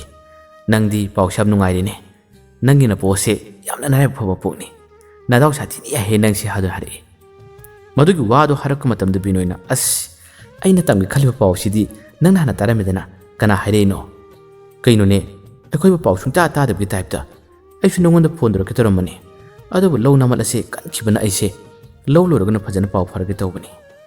ꯑꯁꯨꯝꯅ ꯉꯥꯏꯍꯥꯛꯇꯪ ꯋꯥꯔꯤ ꯁꯥꯔꯤꯉꯩ ꯑꯁꯣꯝꯗ ꯂꯧꯍꯣꯟ ꯐꯣꯏꯔꯝꯕ ꯃꯃꯥꯟꯅꯕ ꯑꯃ ꯀꯥꯔꯛꯏ꯫ ꯃꯃꯥꯟꯅꯕꯗꯣ ꯑꯇꯩ ꯀꯅꯥꯁꯨ ꯅꯠꯇꯦ, ꯃꯪꯒꯤꯅꯤ꯫ ꯃꯪꯒꯤ ꯀꯥꯔꯛꯄꯗꯨ ꯎꯕꯗꯒꯤꯗꯤ ꯄ꯭ꯔꯦꯝꯖꯤꯠꯅ ꯀꯧꯔꯛꯏ, "ꯇꯥꯝꯒꯤ, ꯂꯣꯏꯔꯕꯣ?" ꯃꯪꯒꯤꯅ ꯈꯨꯝꯃꯤ, "ꯂꯣꯏꯔꯦ꯫ ꯅꯨꯡꯊꯤꯟꯁꯨ ꯅꯥꯃꯜ ꯑꯉꯟꯕꯅꯤ, ꯑꯗꯣ ꯈꯔ ꯉꯟꯅ ꯆꯠꯁꯤꯀꯣ, ꯃꯈꯣꯏꯒꯤꯗꯤ ꯍꯥꯟꯅ ꯁꯦꯟꯕꯤꯔꯛꯈ꯭ꯔꯕꯅꯤ ꯃꯇꯝ ꯑꯁꯤꯗ ꯄ꯭ꯔꯦꯝꯖꯤꯠꯅ ꯍꯥꯏ ꯈꯪꯗꯦꯍꯦ ꯑꯩꯈꯣꯏꯒꯤ ꯄꯨꯟꯁꯤ ꯑꯁꯤꯗꯤ ꯅꯃꯠ ꯑꯣꯏꯅ ꯌꯣꯜ ꯂꯩꯔꯦ ꯅꯣꯡꯃꯗ ꯅꯃꯠ 3-4 ꯀꯨꯝꯕ ꯑꯗꯒꯤ ꯀꯗꯥꯏꯗ ꯁꯨꯐꯝ ꯂꯩꯔꯤ ꯍꯥꯏꯗꯅ ꯀꯣꯏꯊꯤ ꯊꯤ ꯂꯩ ꯅꯠꯇ꯭ꯔ ꯇꯥ ꯃꯪꯒꯤ ꯃꯪꯒꯤꯁꯨ ꯑꯗꯨ ꯅꯠꯇ꯭ꯔꯗꯤ ꯀꯔꯤ ꯇꯧꯅꯤ ꯂꯧ ꯃꯇꯝ ꯑꯁꯤꯗ ꯈꯔ ꯁꯨꯍꯧꯒꯗꯕꯅꯤ ꯈꯔ ꯇꯥꯜꯍꯧꯒꯗꯕꯅꯤ ꯃꯇꯝ ꯑꯁꯤꯗ ꯄ꯭ꯔꯦꯝꯖꯤꯠꯅ ꯍꯥꯏꯔꯛꯏ ꯇꯥꯝꯒꯤ ꯑꯩꯈꯣꯏ ꯏꯃꯥꯟꯅꯕꯅꯦ ꯑꯩꯒ ꯑꯥꯗ ꯀꯥ ꯕꯔꯥꯗ ꯂꯩꯃꯤꯟꯅꯔꯝꯕꯅꯦ ꯑꯁ ꯃꯥꯗꯤ ꯃꯔꯥꯏꯕꯛ ꯑꯣꯟꯊꯣꯛꯅ ꯐꯈ꯭ꯔꯖꯥꯠꯅꯤ ꯍꯟꯗꯛꯀꯤ BLWꯒꯤ ꯊꯕꯛ ꯍꯥꯏꯗꯣꯛꯄꯗꯣ ꯑꯗꯨꯗ ꯃꯥ ꯌꯥꯎꯔꯕꯅꯤ ꯋꯥꯗꯣ ꯍꯥꯏꯔꯛꯄꯗ ꯃꯪꯒꯤꯅ ꯑꯁ ꯅꯪꯗꯤ ꯅꯔꯥꯏꯕꯛ ꯑꯣꯟꯊꯣꯛꯅ ꯐꯈ꯭ꯔꯦꯗ ꯈꯪꯗ꯭ꯔꯦꯗ ꯑꯩꯈꯣꯏꯒꯤ ꯄꯨꯟꯁꯤꯗꯤ ꯊꯕꯛ ꯅꯝꯕꯁꯨ ꯉꯝꯖꯗ ꯑꯁꯨꯝꯅ ꯈꯨꯂꯪ ꯈꯔ ꯆꯠ ꯅꯃꯠ ꯈꯔ ꯌꯣꯜ ꯑꯗꯨꯝ ꯂꯣꯏꯔꯗꯧ ꯃꯥꯜꯂꯦꯗ ꯕꯤꯅꯣꯏꯅ ꯑꯃꯨꯛ ꯅꯣꯛꯐꯦꯠꯇꯧꯅ ꯈꯨꯝꯃꯛꯏ ꯈꯪꯗꯦꯗ ꯑꯩꯁꯨ ꯗꯥꯎ ꯌꯥꯕ ꯍꯥꯏꯗꯨꯔ ꯀꯩꯅꯣ ꯃꯇꯝ ꯑꯁꯤꯗ ꯄ꯭ꯔꯦꯝꯖꯤꯠꯅ ꯍꯥꯏ ꯏꯕꯨꯡꯉꯣ ꯅꯪꯗꯤ ꯑꯗꯨꯝ ꯂꯣꯇꯔꯤ ꯐꯥꯎꯕꯗꯧꯅ ꯐꯥꯎꯔꯒ ꯂꯩꯔꯕꯅꯤ ꯌꯦꯡꯉꯨ ꯇꯥꯝꯒꯦ ꯑꯩꯈꯣꯏ ꯂꯩꯃꯤꯟꯅꯕ ꯏꯃꯥꯟꯅꯕꯁꯤꯡꯗ ꯈ꯭ꯋꯥꯏꯗꯒꯤ ꯃꯔꯥꯏꯕꯛ ꯐꯕ ꯃꯗꯥꯎ ꯌꯥꯕ ꯅꯨꯄꯥꯁꯦ ꯑꯩꯈꯣꯏ ꯃꯔꯨꯞ ꯕꯤꯅꯣꯏꯁꯤꯅꯤ ꯑꯁ ꯈꯪꯗꯦꯗ ꯃꯥꯒꯤ ꯄꯨꯟꯁꯤ ꯃꯥꯒꯤ ꯃꯔꯥꯏꯕꯛꯁꯦ ꯑꯩꯈꯣꯏ ꯌꯥꯝꯅ ꯀꯜꯂꯛꯆꯩ ꯃꯥꯗꯤ ꯅꯨꯄꯤ ꯑꯃ ꯊꯦꯡꯅꯔꯨꯔꯦ ꯅꯨꯄꯤꯗꯣ ꯁꯅꯥ ꯃꯇꯨꯝ ꯑꯣꯏꯔꯒ ꯂꯩꯔꯝꯂꯕ ꯅꯨꯄꯤꯗꯣ ꯊꯦꯡꯅꯔꯨꯕꯗꯒꯤꯅꯤ ꯃꯥꯒꯤ ꯄꯨꯟꯁꯤꯗ ꯑꯁꯨꯝꯅ ꯑꯍꯣꯡꯕ ꯀꯌꯥ ꯑꯃ ꯂꯥꯛꯂꯤꯕꯁꯦ ꯑꯗꯣ ꯕꯤꯅꯣꯏ ꯅꯪ ꯅꯨꯄꯤ ꯂꯨꯍꯣꯡꯕꯗꯨꯗꯤ ꯀꯔꯝ ꯀꯥꯟ ꯇꯥꯔꯦ ꯕꯤꯅꯣꯏꯅ ꯍꯥꯏꯔꯛꯏ ꯑꯁ ꯆꯦꯟꯐꯥꯎ ꯆꯦꯟꯗ꯭ꯔꯤꯗ ꯄ꯭ꯔꯦꯝꯖꯤꯠ ꯑꯃ ꯈꯨꯝꯃꯤ ꯆꯦꯟꯁꯤꯜꯂꯨ ꯀꯩꯅꯣ ꯅꯪꯁꯨ ꯃꯇꯤꯛ ꯆꯥꯔꯦ ꯂꯨꯍꯣꯡꯕ ꯌꯥꯔꯦ ꯀꯩꯅꯣ ꯑꯩꯈꯣꯏꯁꯨ ꯂꯥꯛꯇꯣꯏꯅꯦ ꯑꯁ ꯑꯗꯨꯝ ꯀꯨꯏꯊꯅꯨꯀꯣ ꯈꯔ ꯊꯨꯅ ꯂꯨꯍꯣꯡꯅꯕ ꯇꯧꯁꯤ ꯃꯁꯤꯒꯤ ꯃꯔꯛ ꯑꯁꯤꯗ ꯃꯪꯒꯤꯅ ꯑꯃ ꯈꯨꯝꯃꯤ ꯍꯣꯏꯅꯦ ꯌꯦꯡꯉꯨ ꯃꯤꯒꯤ ꯃꯔꯥꯏꯕꯛꯇꯤ ꯀꯌꯥꯗ ꯐꯈ꯭ꯔꯕ ꯑꯩꯈꯣꯏꯗꯗꯤ ꯑꯗꯨꯒꯨꯝꯕ ꯁꯅꯥ ꯐꯥꯏꯕ ꯅꯨꯄꯤꯁꯦ ꯑꯃꯠꯇ ꯐꯥꯎꯕ ꯊꯦꯡꯅꯗꯨ ꯃꯥꯟꯗ꯭ꯔꯦ ꯃꯗꯨ ꯑꯣꯏꯁꯨ ꯑꯣꯏꯔꯔꯣꯏꯗ ꯑꯁꯨꯝꯅ ꯃꯈꯣꯏ ꯃꯁꯦꯟ ꯋꯥ ꯅꯣꯛꯇꯨꯅ ꯋꯥꯔꯤ ꯀꯌꯥ ꯑꯃ ꯁꯥꯟꯅꯔꯤ ꯉꯥꯏꯍꯥꯛꯇꯪ ꯂꯩꯔꯒꯗꯤ ꯄ꯭ꯔꯦꯝꯖꯤꯠꯅ ꯍꯥꯏꯔꯛꯏ ꯑꯗꯣ ꯑꯩꯁꯨ ꯂꯧ ꯁꯨꯔꯤꯕꯅꯤ ꯅꯨꯡꯉꯥꯏꯇ꯭ꯔꯦ ꯍꯟꯗꯛ ꯅꯣꯡꯃꯥꯏꯖꯤꯡ ꯅꯨꯃꯤꯠꯇꯣ ꯑꯩꯈꯣꯏꯗ ꯀꯩꯅꯣꯝ ꯆꯥꯁꯦ ꯑꯩꯈꯣꯏ ꯃꯥ ꯄꯥꯕꯨꯡꯅꯁꯨ ꯅꯪ ꯑꯗꯨꯒꯤ ꯄꯥꯎꯗꯣ ꯇꯥꯕꯗ ꯌꯥꯝ ꯍꯔꯥꯎꯕꯅꯤ ꯑꯩꯈꯣꯏꯗ ꯆꯥꯛ ꯆꯥꯁꯤꯀோ ꯇꯥꯝꯒꯦ ꯅꯪꯁꯨ ꯌꯥꯎꯒꯗꯕꯅꯤꯀோ ꯑꯩꯈꯣই ꯈꯨꯂꯪ ꯆꯠꯃꯤꯟꯅꯕꯁꯤꯡ ꯑꯌꯥꯝꯕ ꯌꯥꯎꯒꯗꯕꯅꯤ ꯃꯪꯒꯤꯁꯨ ꯍꯥꯏꯔꯝꯂꯒ ꯌꯨꯝꯗ ꯀꯥꯈ꯭ꯔꯦ ꯑꯁꯨꯝꯅ ꯕꯤꯅꯣꯏ ꯑꯃꯗꯤ ꯄ꯭ꯔꯦꯝꯖꯤꯠ ꯃꯈꯣꯏ ꯑꯅꯤ ꯉꯥꯏꯍꯥꯛꯇꯪ ꯋꯥꯔꯤ ꯁꯥꯟꯅꯔꯕ ꯃꯇꯨꯡꯗ ꯕꯤꯅꯣꯏ ꯃꯌꯨꯝꯗ ꯍꯟꯈ꯭ꯔꯦ ꯅꯨꯃꯤꯠ 2-3ꯒꯤ ꯃꯇꯨꯡꯗꯅꯤ ꯃꯁꯤꯒꯤ ꯄꯥꯎ ꯑꯁꯤ ꯕꯤꯅꯣꯏꯅ ꯃꯍꯦꯁꯇ ꯁꯥꯔꯦ ꯃꯍꯦꯁꯁꯨ ꯆꯠꯁꯤ ꯍꯥꯏꯕꯁꯤ ꯌꯥꯔꯦ ꯅꯣꯡꯃꯥꯏꯖꯤꯡ ꯅꯨꯃꯤꯠꯇ ꯆꯠꯅꯅꯕ ꯁꯦꯝ ꯁꯥꯕꯅꯤ ꯊꯥꯡꯖ ꯅꯨꯃꯤꯠꯇꯨꯗ ꯕꯤꯅꯣꯏ ꯑꯃꯗꯤ ꯔꯣꯖꯤ ꯃꯈꯣꯏ ꯑꯅꯤ ꯎꯅꯩ ꯊꯦꯡꯅꯩ ꯋꯥꯔꯤ ꯁꯥꯟꯅꯩ ꯃꯇꯝ ꯑꯁꯤꯗ ꯕꯤꯅꯣꯏꯅ ꯉꯁꯤꯗꯤ ꯋꯥꯔꯤ ꯁꯥꯔꯛꯏ ꯑꯩꯒꯤ ꯏꯃꯥꯟꯅꯕ ꯑꯃ ꯃꯌꯥꯏ ꯈꯨꯜꯗ ꯂꯩ ꯑꯩꯈꯣꯏ ꯀꯥ ꯕꯔꯥꯗ ꯂꯩꯃꯤꯟꯅꯔꯝꯕꯅꯤ ꯑꯗꯣ ꯃꯥꯅ ꯃꯈꯣꯏ ꯌꯨꯝꯗ ꯆꯥꯛ ꯆꯥꯁꯤ ꯍꯥꯏꯗꯨꯅ ꯄꯥꯎ ꯍꯥꯏꯔꯛꯏ ꯑꯩ ꯍꯌꯦꯡꯗꯣ ꯉꯥꯛꯇꯪ ꯆꯠꯂꯨꯗꯕ ꯌꯥꯔꯔꯣꯏ ꯍꯥꯏꯗꯨꯅ ꯍꯥꯏꯔꯛꯏ ꯃꯌꯥꯏ ꯈꯨꯜ ꯍꯥꯏꯔꯛꯄ ꯄꯥꯎ ꯑꯁꯤ ꯇꯥꯕ ꯃꯇꯝꯗ ꯔꯣꯖꯤ ꯃꯥꯒꯤ ꯋꯥꯈꯜꯗ ꯀꯔꯤꯒꯨꯝꯕ ꯑꯃ ꯐꯥꯎꯔꯛꯏ ꯃꯌꯥꯏ ꯈꯨꯜ ꯍꯥꯏꯔꯤꯕꯁꯦ ꯃꯥꯒꯤ ꯄꯨꯟꯁꯤꯗ ꯑꯍꯥꯟꯕ ꯅꯨꯡꯁꯤ ꯌꯦꯅꯤꯡ ꯍꯨꯟꯈꯤꯕ ꯅꯨꯡꯁꯤꯕ ꯀꯣꯏꯅꯈꯤꯕ ꯅꯨꯄꯥ ꯑꯗꯨꯒꯤ ꯂꯝꯅꯤ ꯔꯣꯖꯤꯅ ꯃꯌꯥꯏ ꯈꯨꯜꯗ ꯀꯅꯥ ꯀꯅꯥ ꯆꯠꯇꯣꯏꯕ ꯕꯤꯅꯣꯏꯅ ꯈꯨꯝꯃꯤ ꯏꯃꯥꯟꯅꯕ ꯃꯍꯦꯁꯀ ꯆꯠꯀꯗꯕꯅꯤ ꯔꯣꯖꯤꯅ ꯍꯥꯏꯔꯛꯏ ꯑꯗꯨꯗꯤ ꯑꯩꯁꯨ ꯂꯥꯛꯀꯦ ꯕꯤꯅꯣꯏꯅ ꯅꯪꯗꯤ ꯀꯔꯤꯒꯤ ꯏꯃꯥꯟꯅꯕꯗꯨ ꯅꯪꯒ ꯇꯤꯟꯅꯕꯁꯨ ꯅꯠꯇꯦ ꯑꯗꯨꯒ ꯏꯕꯥꯅꯤꯗꯤ ꯆꯦꯟ ꯆꯣꯡꯗꯨꯅ ꯂꯨꯍꯣꯡꯕꯒꯤ ꯃꯇꯝ ꯂꯦꯞꯄꯁꯨ ꯅꯠꯇ꯭ꯔꯤ ꯃꯤ ꯏꯃꯥꯟꯅꯕ ꯅꯨꯄꯥ ꯉꯥꯛꯇ ꯆꯥꯛ ꯆꯥꯅꯕꯗꯣ ꯅꯪ ꯌꯥꯎꯕ ꯅꯨꯡꯉꯥꯏꯔꯣꯏꯗ ꯔꯣꯖꯤꯅ ꯀꯤꯁꯤꯟꯗꯅ ꯋꯥ ꯍꯥꯏꯔꯛꯏ ꯑꯁ ꯌꯥꯅꯤꯕ ꯑꯩꯁꯨ ꯂꯥꯛꯀꯦꯕ ꯑꯩ ꯈꯔ ꯄꯨꯕꯤꯌꯨꯀꯣ ꯑꯩ ꯈꯔ ꯄꯨꯕꯤꯌꯣꯕ ꯄꯨꯕꯤꯔꯣꯏꯗ꯭ꯔꯥꯅꯦ ꯔꯣꯖꯤꯅ ꯑꯗꯨꯝꯅ ꯀꯦꯁꯤꯟꯗꯅ ꯋꯥ ꯍꯥꯏꯔꯛꯄ ꯃꯇꯝꯗ ꯕꯤꯅꯣꯏ ꯃꯥꯏ ꯂꯩꯗꯨꯅ ꯆꯦꯟꯕ ꯉꯝꯗꯦ ꯍꯣꯏ ꯅꯪꯅ ꯍꯥꯏꯔꯕꯗꯤ ꯄꯨꯟꯅ ꯆꯠꯄ ꯇꯥꯕꯅꯤ ꯑꯗꯨꯗꯤ ꯑꯩꯗꯤ ꯒꯥꯔꯤ ꯃꯆꯥꯗ ꯆꯠꯀꯦ ꯈꯟꯕꯅꯤ ꯅꯪ ꯌꯥꯎꯔꯗꯤ ꯒꯥꯔꯤ ꯑꯆꯧꯕ ꯆꯠꯇꯕ ꯌꯥꯔꯔꯣꯏ ꯃꯇꯝ ꯑꯗꯨꯗ ꯔꯣꯖꯤꯅ ꯍꯥꯏꯔꯛꯏ ꯒꯥꯔꯤ ꯃꯆꯥꯗꯗꯤ ꯀꯔꯤꯒꯤ ꯆꯠꯀꯗꯣꯔꯤꯕ ꯆꯠꯄ ꯇꯥꯔꯕꯁꯨ ꯒꯥꯔꯤ ꯑꯆꯧꯕ ꯆꯠꯄ ꯇꯥꯕꯅꯤ ꯒꯥꯔꯤꯗꯣ ꯑꯩꯈꯣꯏꯗꯒꯤ ꯄꯨꯔꯛꯑꯒꯦ ꯒꯥꯔꯤꯁꯨ ꯑꯩꯅ ꯊꯧꯒꯗꯕ ꯑꯩꯈꯣꯏ ꯄꯨꯟꯅ ꯆꯠꯁꯤꯀꯣ ꯑꯁꯨꯝꯅ ꯅꯨꯡꯉꯥꯏꯅ ꯋꯥꯔꯤ ꯁꯥꯟꯅꯩ ꯅꯣꯡꯃꯥꯏꯖꯤꯡ ꯅꯨꯃꯤꯠꯀꯤ ꯑꯌꯨꯛꯅꯤ ꯃꯈꯣꯏ ꯄꯨꯟꯅ ꯂꯣꯏꯁꯤꯟꯅꯔꯦ ꯍꯥꯏꯕꯒ ꯇꯧꯕꯒ ꯔꯣꯖꯤꯅ ꯒꯥꯔꯤ ꯑꯗꯨ ꯊꯧꯏ ꯃꯅꯤꯡꯗ ꯕꯤꯅꯣꯏ ꯑꯃꯗꯤ ꯃꯍꯦꯁ ꯃꯈꯣꯏ ꯑꯅꯤ ꯇꯣꯡꯏ ꯋꯥꯔꯤ ꯅꯨꯡꯉꯥꯏ ꯁꯥꯗꯨꯅ ꯍꯧꯖꯤꯛꯇꯤ ꯃꯌꯥꯏ ꯈꯨꯜ ꯑꯗꯨ ꯌꯧꯔꯛꯂꯦ ꯃꯌꯥꯏ ꯈꯨꯜ ꯑꯁꯤ ꯍꯦꯛ ꯌꯧꯔꯛꯄꯒ ꯃꯃꯥꯟꯅꯕ ꯄ꯭ꯔꯦꯝꯖꯤꯠ ꯈꯣꯏꯒꯤ ꯊꯣꯡꯒꯥꯟ ꯃꯄꯥꯗ ꯒꯥꯔꯤ ꯑꯗꯨ ꯈꯥꯝꯂꯔꯦ ꯑꯁꯣꯝꯗꯗꯤ ꯄ꯭ꯔꯦꯝꯖꯤꯠ ꯇꯥꯃꯪꯒꯤ ꯃꯈꯣꯏ ꯄꯨꯟꯅ ꯊꯣꯡ ꯊꯥꯛꯄꯒꯤ ꯊꯕꯛ ꯀꯌꯥ ꯑꯃ ꯍꯣꯠꯅꯔꯤꯕꯅꯤ ꯒꯥꯔꯤ ꯈꯥꯝꯕꯗꯨ ꯎꯕ ꯃꯇꯝꯗ ꯄ꯭ꯔꯦꯝꯖꯤꯠ ꯆꯦꯟꯊꯣꯔꯛꯏ ꯃꯃꯥꯟꯅꯕ ꯂꯥꯛꯑꯕꯣꯏ ꯅꯤꯡꯗꯅ ꯆꯦꯟꯊꯣꯔꯛꯏ ꯃꯁꯤꯗ ꯃꯍꯦꯁ ꯑꯃꯗꯤ ꯕꯤꯅꯣꯏ ꯃꯈꯣꯏ ꯄꯨꯟꯅ ꯎꯕ ꯑꯃꯗꯤ ꯃꯥꯒꯤ ꯅꯨꯡꯁꯤꯖꯕꯤ ꯅꯨꯄꯤꯗꯨ ꯐꯥꯎꯕ ꯎꯕ ꯃꯇꯝꯗ ꯄ꯭ꯔꯦꯝꯖꯤꯠ ꯉꯛꯄꯅ ꯀꯩꯅꯣꯝꯃ ꯇꯧꯔꯝꯃꯤ ꯉꯁꯤꯗꯤ ꯅꯈꯣꯏ ꯄꯨꯟꯅ ꯂꯥꯛꯑꯕ ꯑꯁꯨꯝꯅ ꯅꯣꯛꯈꯤꯗꯨꯅ ꯋꯥꯔꯤ ꯁꯥꯟꯅꯩ ꯔꯣꯖꯤꯅ ꯍꯥꯏꯔꯛꯏ ꯏꯀꯣꯏ ꯀꯣꯏꯗꯅ ꯑꯁ ꯑꯩ ꯄꯨꯕꯤꯌꯨ ꯍꯥꯏꯕꯅꯤ ꯃꯥꯅ ꯁꯨꯡꯌꯥ ꯌꯥꯗꯕ ꯑꯗꯨꯒꯤ ꯑꯩꯅ ꯂꯥꯛꯀꯅꯤ ꯍꯥꯏꯗꯨꯅ ꯂꯥꯛꯏꯕ ꯑꯁꯨꯝꯅ ꯏꯀꯣꯏ ꯀꯣꯏꯗꯅ ꯋꯥ ꯍꯥꯏꯔꯛꯄ ꯀꯌꯥꯁꯤꯅꯁꯨ ꯃꯈꯣꯏꯁꯦ ꯋꯥꯔꯤ ꯁꯥꯟꯅꯕꯗ ꯍꯦꯟꯅ ꯅꯨꯡꯉꯥꯏꯔꯤ ꯄ꯭ꯔꯦꯝꯖꯤꯠꯅ ꯂꯥꯛꯑꯣ ꯄꯨꯟꯅ ꯆꯪꯉꯁꯦ ꯕꯤꯅꯣꯏ ꯇꯥꯟ ꯆꯞ ꯆꯥꯔꯦ ꯑꯩꯈꯣꯏ ꯃꯃꯥ ꯕꯕꯥꯒꯁꯨ ꯄꯨꯟꯅ ꯃꯁꯛ ꯈꯪꯅꯒꯗꯕꯅꯤ ꯅꯪ ꯁꯥꯏꯁꯦ ꯂꯥꯎ ꯆꯪꯁꯤ ꯂꯥꯎ ꯍꯥꯏꯗꯨꯅ ꯃꯈꯣꯏ ꯄꯨꯟꯅ ꯆꯪꯂꯛꯏ ꯑꯁꯣꯝꯗꯅ ꯀꯔꯤ ꯀꯝꯗꯧꯔꯤ ꯁꯪꯒꯣꯏ ꯑꯗꯨꯗ ꯈꯨꯗꯩ ꯑꯃ ꯁꯦꯠꯂꯒ ꯍꯨꯃꯥꯡ ꯇꯦꯞ ꯇꯦꯞ ꯇꯥꯕ ꯃꯈꯩ ꯇꯥꯃꯪꯒꯤ ꯆꯥꯛ ꯀꯟꯅ ꯊꯣꯡꯕ ꯂꯥꯛꯅꯔꯦ꯫ ꯄ꯭ꯔꯦꯝꯖꯤꯠꯅ ꯃꯪꯒꯤ ꯀꯧꯔꯛꯏ, ꯇꯥꯝꯒꯦ, ꯑꯩꯈꯣꯏ ꯏꯃꯥꯟꯅꯕ ꯈꯣꯏ ꯂꯥꯛꯑꯦ꯫ ꯃꯪꯒꯤ ꯆꯥꯛ ꯊꯣꯡꯂꯒ ꯂꯩꯔꯝꯕꯗꯒꯤ ꯑꯣ ꯂꯥꯛꯑꯦ ꯂꯥꯛꯑꯦ ꯍꯥꯏꯗꯨꯅ ꯂꯥꯎꯔꯛꯏ꯫ ꯉꯥꯏꯍꯥꯛꯇꯪꯒꯤ ꯃꯇꯨꯡꯗ ꯆꯪꯂꯛꯏ꯫ ꯁꯨꯃꯥꯡꯗ ꯃꯈꯣꯏ ꯄꯨꯟꯅ ꯊꯦꯡꯅꯔꯦ꯫ ꯃꯪꯒꯤꯅ ꯍꯦꯛ ꯆꯪꯁꯤꯜꯂꯛꯄ ꯃꯇꯝꯗ ꯔꯣꯖꯤ ꯑꯁꯤ ꯃꯥꯅ ꯎꯔꯔꯦ꯫ ꯔꯣꯖꯤꯅꯗꯤ ꯃꯪꯒꯤꯕꯨ ꯍꯦꯛ ꯎꯕ ꯃꯇꯝ ꯑꯁꯤꯗ ꯃꯥ ꯀꯅꯥꯅꯣ ꯍꯥꯏꯕꯁꯦ ꯑꯗꯨꯃꯛ ꯈꯪꯂꯕꯅꯤ꯫ ꯑꯗꯨꯒ ꯃꯪꯒꯤꯅꯗꯤ ꯔꯣꯖꯤꯁꯤ ꯎꯕ ꯃꯇꯝ ꯑꯁꯤꯗ ꯃꯃꯥꯡꯗ ꯊꯦꯡꯅꯈꯤꯕ ꯎꯈꯤꯕꯒꯨꯝꯁꯨ ꯇꯧꯕ ꯍꯥꯏꯐꯦꯠꯁꯨ ꯃꯥꯟꯕꯒꯨꯝ ꯇꯧꯕ ꯋꯥꯈꯜ ꯑꯃꯗ ꯃꯥꯅ ꯐꯥꯎꯔꯝꯃꯤ꯫ ꯔꯣꯖꯤꯗꯤ ꯉꯁꯤꯒꯤ ꯅꯨꯃꯤꯠ ꯑꯁꯦ ꯇꯧꯒꯦ ꯍꯥꯏꯕꯒꯤ ꯃꯇꯥꯒꯨꯝ ꯃꯥꯅ ꯁꯨꯝꯅ ꯇꯧꯔꯤꯕꯅꯤ꯫ ꯄ꯭ꯔꯦꯝꯖꯤꯠꯅ ꯕꯤꯅꯣꯏꯗ ꯍꯥꯏꯔꯛꯏ, ꯍꯩꯃꯥ ꯕꯤꯅꯣꯏ, ꯑꯩꯗꯤ ꯏꯀꯥꯎ ꯀꯥꯎꯏ ꯉꯥꯏꯈꯣꯅꯦ, ꯅꯣꯏ ꯁꯥꯏꯁꯦ ꯑꯩꯗꯤ ꯃꯤꯡ ꯈꯪꯗꯦꯕ, ꯀꯩ ꯃꯤꯡ ꯀꯧꯕꯅꯣ? ꯃꯁꯤꯒꯤ ꯄꯥꯎꯈꯨꯝ ꯑꯁꯦ ꯕꯤꯅꯣꯏꯅ ꯍꯦꯛ ꯄꯤꯒꯦ ꯇꯧꯔꯤꯉꯩ ꯃꯇꯝ ꯑꯁꯤꯗ ꯔꯣꯖꯤꯅ ꯍꯟꯅ ꯈꯨꯝꯃꯛꯏ, ꯑꯩꯒꯤ ꯃꯤꯡꯂꯣ ꯔꯣꯖꯤ ꯑꯅꯣꯏꯕꯤ, ꯑꯁꯨꯝꯅ ꯍꯥꯏꯔꯛꯏ꯫ ꯃꯗꯨꯒꯤ ꯋꯥꯗꯨ ꯇꯥꯕꯗꯅꯤ ꯅꯥꯀꯟꯗ ꯂꯦꯞꯂꯤꯕ ꯃꯪꯒꯤ ꯍꯨꯃꯥꯡ ꯀꯥꯡꯉꯤ꯫ ꯌꯥꯝꯅ ꯉꯛꯅ ꯑꯃꯗꯤ ꯃꯨꯟꯅ ꯌꯦꯡꯉꯤ꯫ ꯔꯣꯖꯤꯒꯤ ꯑꯣꯏꯔꯝꯂꯤꯕ ꯐꯤꯕꯝ ꯑꯃꯗꯤ ꯃꯇꯝ ꯑꯃꯗ ꯃꯈꯣꯏ ꯑꯅꯤ ꯋꯥꯔꯤ ꯁꯥꯟꯅꯔꯤꯉꯩ ꯂꯣꯏꯅꯔꯤꯉꯩ ꯃꯇꯝꯗ ꯑꯣꯏꯔꯝꯂꯤꯕ ꯐꯤꯕꯝ ꯌꯥꯝꯅ ꯁꯥꯊꯤꯅ ꯍꯣꯡꯂꯝꯕ ꯀꯌꯥ ꯑꯁꯤꯗ ꯃꯍꯥꯛ ꯉꯛꯄꯣꯏ ꯏꯀꯥꯏꯕꯣꯏ ꯀꯔꯤꯌꯣꯏ ꯌꯦꯡꯉꯝꯃꯤ꯫ ꯄ꯭ꯔꯦꯝꯖꯤꯠꯅ ꯑꯃ ꯈꯨꯝꯃꯛꯏ, ꯑꯣ ꯍꯧꯖꯤꯛꯀꯤ ꯑꯅꯣꯏꯕꯤ ꯍꯥꯏꯕ ꯃꯤꯡꯗꯣ ꯑꯩꯈꯣꯏ ꯀꯥ ꯕꯔꯥꯗꯕꯨꯗꯤ ꯁꯨꯝ ꯍꯥꯏꯅꯕ, ꯑꯗꯨꯒ ꯔꯣꯖꯤ ꯍꯥꯏꯕꯗꯨꯗꯤ ꯑꯩꯗꯤ ꯉꯁꯤꯅ ꯑꯍꯥꯟꯕꯅꯤ ꯈꯪꯕ꯫ ꯑꯁꯨꯝꯅ ꯉꯥꯏꯍꯥꯛꯇꯪ ꯃꯈꯣꯏ ꯃꯁꯦꯟ ꯋꯥꯔꯤ ꯁꯥꯟꯅꯩ꯫ ꯑꯗꯨꯕꯨ ꯃꯪꯒꯤꯗꯤ ꯃꯈꯣꯏꯒꯤ ꯋꯥꯔꯤ ꯑꯁꯦ ꯇꯥꯕꯁꯨ ꯉꯝꯗ꯭ꯔꯦ, ꯑꯗꯨꯒ ꯏꯀꯥꯏꯕꯅ ꯃꯁꯥꯁꯤ ꯀꯩꯅꯣꯝꯃ ꯇꯧꯔꯦ꯫ ꯄ꯭ꯔꯦꯝꯖꯤꯠꯅ ꯑꯗꯨꯝ ꯊꯥꯒꯠꯇꯨꯅ ꯋꯥ ꯌꯥꯝꯅ ꯍꯥꯏꯔꯤ, ꯑꯩꯈꯣꯏꯒꯤ ꯃꯔꯨꯞ ꯕꯤꯅꯣꯏꯁꯦ, ꯔꯣꯖꯤ, ꯅꯪꯕꯨ ꯊꯦꯡꯅꯕꯗꯒꯤ ꯃꯥꯒꯤ ꯄꯨꯟꯁꯤꯁꯦ ꯃꯔꯦꯛ ꯃꯍꯥꯎ ꯊꯣꯛꯄ ꯄꯨꯟꯁꯤ ꯑꯃ ꯍꯥꯏꯕꯗꯣ ꯑꯣꯏꯔꯦ꯫ ꯑꯁ ꯈꯪꯗꯦꯗ, ꯑꯩꯈꯣꯏꯒꯤ ꯄꯨꯟꯁꯤꯗꯗꯤ ꯔꯣꯖꯤ ꯅꯣꯏꯒꯨꯝꯕ ꯑꯩꯈꯣꯏꯒꯤꯗꯃꯛꯇ ꯁꯄꯣꯔꯠ ꯂꯩꯒꯗꯕ ꯃꯤꯁꯤ ꯏꯐꯪ ꯐꯪꯗꯧ ꯃꯥꯟꯗ꯭ꯔꯦꯗ ꯍꯥꯏꯗꯨꯅ ꯄ꯭ꯔꯦꯝꯖꯤꯠꯅ ꯋꯥ ꯍꯥꯏꯔꯛꯏ꯫ ꯃꯇꯝ ꯑꯗꯨꯗ ꯌꯥꯝꯅ ꯃꯔꯧ ꯂꯩꯕ ꯄꯥꯎꯈꯨꯝ ꯑꯃꯈꯛ ꯔꯣꯖꯤꯅ ꯄꯤꯔꯛꯏ, ꯃꯥꯏ ꯄꯥꯛꯄ ꯍꯥꯏꯕꯁꯦ ꯃꯤ ꯈꯨꯗꯤꯡꯃꯛ ꯂꯣꯏꯅ ꯐꯪꯕ ꯌꯥꯏ, ꯑꯗꯨꯕꯨ ꯀꯔꯤ ꯈꯣꯡꯊꯥꯡ ꯊꯥꯡꯂꯒ ꯀꯔꯝꯕ ꯁꯥꯖꯠ ꯆꯠꯂꯒ ꯑꯩꯁꯦ ꯃꯥꯏ ꯄꯥꯛꯄꯒꯤ ꯂꯝꯕꯤꯗ ꯌꯧꯕ ꯉꯝꯒꯅꯤ ꯍꯥꯏꯕꯁꯤꯅꯤ ꯃꯔꯨ ꯑꯣꯏꯔꯤꯕꯁꯤꯗꯤ꯫ ꯀꯅꯥꯒꯨꯝꯕ ꯃꯤꯑꯣꯏꯁꯤꯡꯗꯤ ꯑꯇꯣꯡꯕ ꯇꯝꯕ ꯈꯜꯂꯒ ꯆꯠꯄ, ꯑꯀꯨꯠꯄꯁꯤꯡꯁꯦ ꯆꯠꯅꯤꯡꯗꯕ ꯃꯤꯑꯣꯏ ꯀꯌꯥ ꯑꯃꯁꯨ ꯂꯩꯇꯕ ꯅꯠꯇꯦ, ꯑꯗꯨꯃꯛ ꯂꯩꯔꯤꯕꯅꯤ꯫ ꯑꯀꯨꯠꯄꯗꯁꯨ ꯀꯔꯤꯒꯨꯝꯕ ꯈꯔ ꯑꯗꯨꯝ ꯂꯩꯕꯅꯤꯗ, ꯐꯪꯁꯨ ꯐꯪꯕꯅꯤ꯫ ꯃꯃꯜ ꯇꯥꯡꯂꯕ ꯄꯣꯠꯁꯛꯁꯤꯡꯁꯦ ꯑꯌꯥꯝꯕ ꯃꯊꯛꯇ ꯂꯩꯇꯕꯅꯤ, ꯑꯇꯣꯡꯕꯗ ꯂꯩꯇꯕꯅꯤ, ꯃꯅꯨꯡ ꯍꯨꯟꯖꯤꯜꯂꯒ ꯂꯩꯕꯅꯤ꯫ ꯑꯐꯕ ꯐꯖꯕ ꯑꯆꯨꯝꯕꯇꯃꯛ ꯑꯩꯒꯤ ꯁꯔꯨꯛ ꯑꯣꯏꯅꯤꯡꯕ, ꯑꯩꯒꯤ ꯃꯤ ꯑꯣꯏꯅꯤꯡꯕ, ꯑꯗꯨꯒ ꯐꯖꯗꯕ ꯈꯖꯤꯛꯇꯪ ꯁꯣꯠꯊꯕꯁꯤꯡ ꯑꯁꯤꯕꯨꯗꯤ ꯑꯗꯨꯝ ꯂꯣꯏꯅꯅꯤꯡꯗꯕ ꯇꯤꯟꯅꯅꯤꯡꯗꯕ ꯉꯁꯤꯃꯛꯁꯨ ꯃꯤꯑꯣꯏ ꯀꯌꯥ ꯑꯃ ꯂꯩꯕꯅꯤꯗ, ꯂꯩꯗ꯭ꯔꯥꯅꯦ? ꯑꯗꯨꯕꯨ ꯅꯈꯣꯏꯒꯤ ꯃꯔꯨꯞ ꯕꯤꯅꯣꯏꯗꯤ ꯑꯗꯨꯒꯨꯝꯕ ꯃꯤꯁꯛ ꯑꯗꯨ ꯅꯠꯇꯦ꯫ ꯃꯤꯔꯤꯛ ꯀꯥꯞꯂꯕ ꯐꯖꯅ ꯂꯩꯇꯦꯡꯗꯨꯅ ꯁꯥꯔꯕ ꯌꯨꯝ ꯑꯃꯕꯨ ꯑꯁꯤꯒꯨꯝꯕ ꯌꯨꯝ ꯑꯁꯦ ꯑꯩꯒꯤ ꯑꯣꯏꯕ ꯐꯪꯖꯔꯕꯗꯤꯀꯣ ꯍꯥꯏꯗꯨꯅ ꯈꯟꯕꯒꯤ ꯃꯍꯨꯠꯇ ꯏꯃꯟ ꯃꯜꯂꯕ ꯌꯨꯝ ꯑꯃꯕꯨ ꯀꯔꯝꯅ ꯑꯃꯨꯛ ꯍꯟꯅ ꯁꯦꯝꯗꯣꯛꯂꯒ ꯍꯦꯟꯅ ꯐꯖꯍꯟꯁꯤꯒꯦ, ꯍꯦꯟꯅ ꯃꯁꯦꯛ ꯃꯉꯥꯟ ꯊꯣꯛꯍꯟꯁꯤꯒꯦ ꯍꯥꯏꯕꯒꯤ ꯋꯥꯈꯜꯗ ꯀꯟꯅ ꯍꯣꯠꯅꯔꯤꯕ ꯅꯈꯣꯏꯒꯤ ꯃꯔꯨꯞ ꯕꯤꯅꯣꯏꯅꯤ꯫ ꯃꯥꯒꯤ ꯄꯨꯛꯆꯦꯜ ꯇꯁꯦꯡꯅꯃꯛ ꯃꯇꯧ ꯇꯝꯖꯅꯤꯡꯉꯥꯏꯅꯤ꯫ ꯃꯍꯥꯛꯇꯤ ꯐꯖꯕ ꯑꯔꯪꯕꯗ ꯍꯦꯟꯅ ꯉꯥꯎꯕ ꯃꯤ ꯅꯠꯇꯦ꯫ ꯃꯣꯠꯈ꯭ꯔꯕ ꯐꯖꯗꯕ ꯀꯌꯥ ꯑꯁꯤꯕꯨ ꯁꯦꯝꯗꯣꯛꯂꯒ ꯑꯃꯨꯛ ꯍꯟꯅ ꯀꯔꯝꯅ ꯐꯖꯍꯟꯁꯤꯒꯦ ꯍꯥꯏꯕꯒꯤ ꯋꯥꯈꯜ ꯈꯟꯕ ꯉꯝꯕ ꯃꯤꯑꯣꯏꯅꯤ꯫ ꯃꯤꯒꯤ ꯂꯛꯅꯐꯝ, ꯃꯤꯒꯤ ꯅꯣꯛꯅꯐꯝ ꯑꯣꯏꯔꯝꯂꯕꯤ ꯔꯣꯖꯤ ꯑꯅꯣꯏꯕꯤ ꯍꯥꯏꯕꯒꯤ ꯃꯤꯡꯊꯣꯟ ꯐꯪꯂꯝꯂꯕ ꯑꯩꯒꯤ ꯄꯨꯟꯁꯤꯁꯦ ꯅꯈꯣꯏꯒꯤ ꯃꯔꯨꯞ ꯕꯤꯅꯣꯏꯅ ꯑꯃꯨꯛ ꯍꯟꯅ ꯁꯦꯝꯕꯤꯔꯛꯄꯅꯤ꯫ ꯀꯠꯊꯣꯛꯈꯤꯅꯤ ꯑꯩꯒꯤ ꯄꯨꯟꯁꯤꯁꯨ ꯃꯥꯒꯤ ꯃꯐꯝꯗ ꯑꯩꯅ ꯍꯦꯛ ꯉꯝꯖꯕ ꯃꯈꯩ꯫ ꯑꯩꯅ ꯃꯥꯒꯤꯗꯃꯛ ꯍꯣꯠꯅꯖꯔꯤꯕ ꯈꯔ ꯑꯁꯤꯗꯤ ꯋꯥꯠꯂꯕꯅꯤ꯫ ꯑꯩꯅ ꯉꯝꯂꯤ ꯐꯥꯎꯕ ꯑꯩ ꯃꯥꯒꯤꯗꯃꯛ ꯀꯠꯊꯣꯛꯀꯅꯤ ꯍꯥꯏꯗꯨꯅ ꯃꯍꯥꯛꯅ ꯕꯤꯅꯣꯏꯕꯨ ꯌꯥꯝꯅ ꯊꯥꯒꯠꯇꯨꯅ ꯋꯥ ꯌꯥꯝꯅ ꯍꯥꯏꯔꯛꯏ꯫ ꯃꯁꯤꯒꯤ ꯋꯥꯍꯩꯁꯤꯡ ꯑꯁꯤ ꯇꯥꯕ ꯃꯇꯝꯗ ꯃꯪꯒꯤꯗꯤ ꯇꯥꯕ ꯉꯝꯗ꯭ꯔꯦ, ꯌꯥꯝꯅ ꯏꯀꯥꯏꯕ ꯍꯥꯏꯕꯗꯣ ꯃꯍꯥꯛ ꯐꯖꯅ ꯐꯥꯎꯔꯝꯃꯤ꯫ ꯃꯈꯣꯏ ꯑꯍꯨꯝ ꯃꯔꯤ ꯑꯁꯤꯅ ꯋꯥꯔꯤ ꯌꯥꯝꯅ ꯁꯥꯟꯅꯈꯤ, ꯋꯥ ꯌꯥꯝꯅ ꯍꯥꯏꯅꯈꯤ꯫